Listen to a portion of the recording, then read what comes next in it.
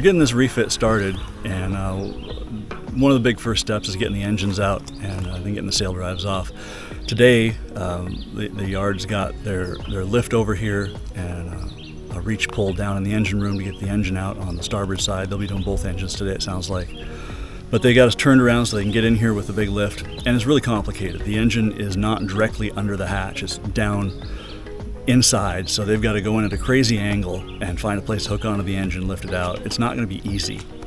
It's just the way it's set up is challenging to get out. But it's a big important first step for us. We'll get these engines out, and they'll get those on the bench and start working on them, cleaning them up, and decide what we need to do for repairs, maintenance, adjustment, or replacement. Hopefully not replacement. I don't think they need to be replaced, but we'll find out. And from here, we start disassembly on the rest of the stuff. Now they pulled out the generator too. What's the plan for that? So the generator, we're not going to put that back in. That's a 9 kilowatt Kohler. We're not going to put it back in. Our goal is to not need a generator on the boat going forward. So when we add more solar and add bigger alternators to the main engines, we should be able to ditch that completely. That'll free up a lot of space in that engine room. It will free up a ton of space. It'll reduce the weight out at the end of the boat, so the boat will handle and sit better. The trim will be easier.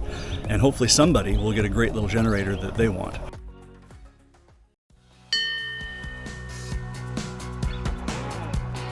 I'm Geri. And I'm Shawn. Come along on our real-life adventures as we explore the world and boat life on our sailing catamaran Rome. Now let's jump back into the episode and see what's going on.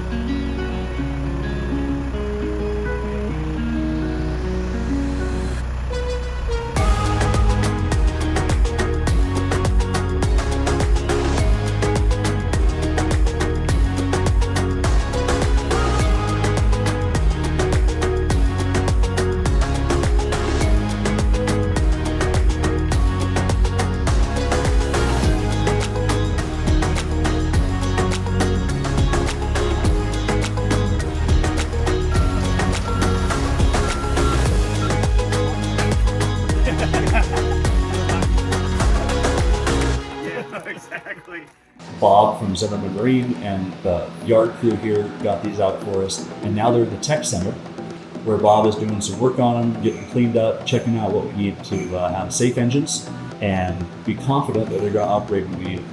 This guy is a Yanmar 4JH4-TE, 75 horsepower. We've got two of these, and they need a bunch of stuff. We got to look at the turbos, see if the turbos are leaking and need to be replaced or rebuilt. The heat exchangers definitely need to be gone through. So they're going to get a good going through. So when we're done with this, and Bob's happy, we'll have engines that are safe, reliable, efficient, and shouldn't break down on us unexpectedly. These magnificent pieces of art are our SD60 sail drives. This boat came with SD50s. They were upgraded to SD60s a few years ago, and it's a much sturdier sail drive, much stronger. We're due for a new gasket or new seal at the base of them, which is the big potential leak point. And Bob has gone through them, and they look pretty good. We're gonna get the bottom end repainted. So on the SD60 sail drive, you have an oil fill at the top, and this just takes regular motor oil, which is fantastic. We don't have to carry a bunch of different oils. On our boat, we're gonna change this out so we don't have a dipstick here.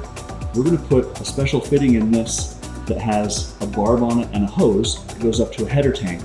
so that we fill it all the way to the top with oil, and then it has the ability to expand up through the tube into a header tank. What that'll do for us is it'll create positive pressure with the oil inside the sail drive. And if we look down at the bottom, we have seals inside on this shaft. And there are two seals. One of them is facing in to keep the oil in, one of them is facing out to keep the water out. It's a weak point on these sail drives. Some people turn both the seals to keep the oil in. Some people turn both the seals to keep the water out. In our case, we're leaving them at the factory position. And by adding that header tank on the top, we create positive pressure inside so the water can't get inside the sail drive and cause damage. Today's the day the boom comes down. We're getting ready to get the rig down. Monday the crane's coming, but today we got crews ready and we're rigging up the boom, and we're going to take the boom off so that everything else comes down nice and smooth. We're major disassembly now. Super exciting.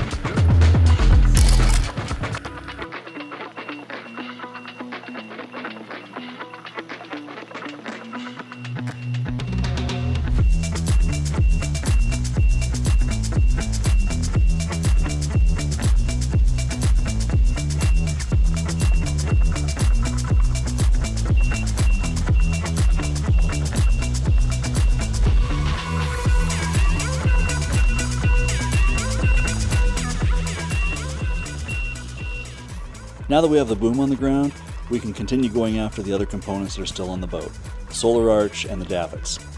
Once we have all these on the ground, then we'll go back to disassembling each of them and taking off all the component parts, all the rigging pieces, so we can get in and see what needs repaired and what might need to be replaced. After everything's off of these guys though, then it's into some sanding, inspecting welds, looking for damage that might need to be repaired on the big pieces, as well as then getting some fresh paint on them so they look better.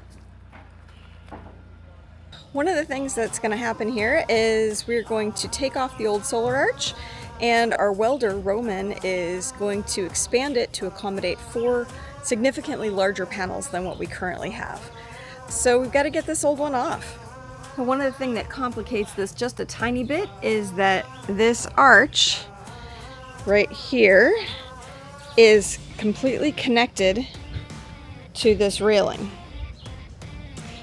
So Shawn has taken off all the bolts from underneath and disconnected it from the top where it connects to the coach roof up here. The yard is going to come pluck it with Thor, very amazing machine, and get this out of here so Roman can have his turn. The davits are going to get spruced up quite a bit, but the solar arches are where the real work is going to take place. These guys are getting rebuilt in a major way. Time to get the solar arch down.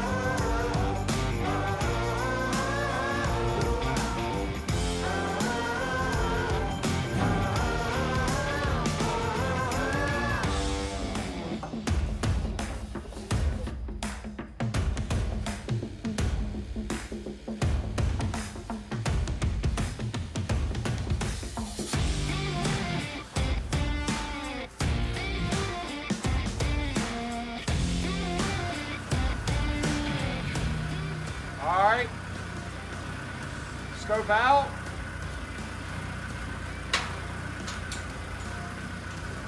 Come down a little bit. Alright, scope out. Alright, hold that. Come down a little bit. Hold that. Scope out one more time, just a little bit. That's good. Straight up. Oh. There you go, you got.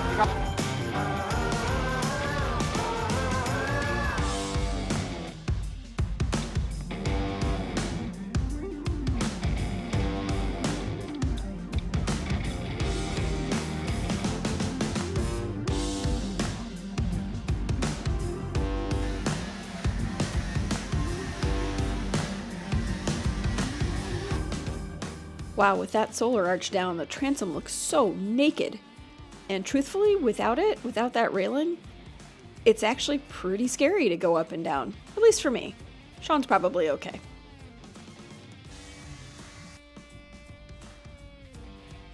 Tune in next time as we move inside for some serious demolition.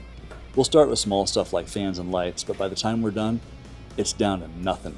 Just sticks. Do you think we're in over our heads? Hey, thanks for watching. If you enjoyed this episode, give it a like. If you want to see what happens with the rest of this refit, why don't you subscribe to the channel and hit that notification bell so YouTube will let you know when we drop the next video. See you next time!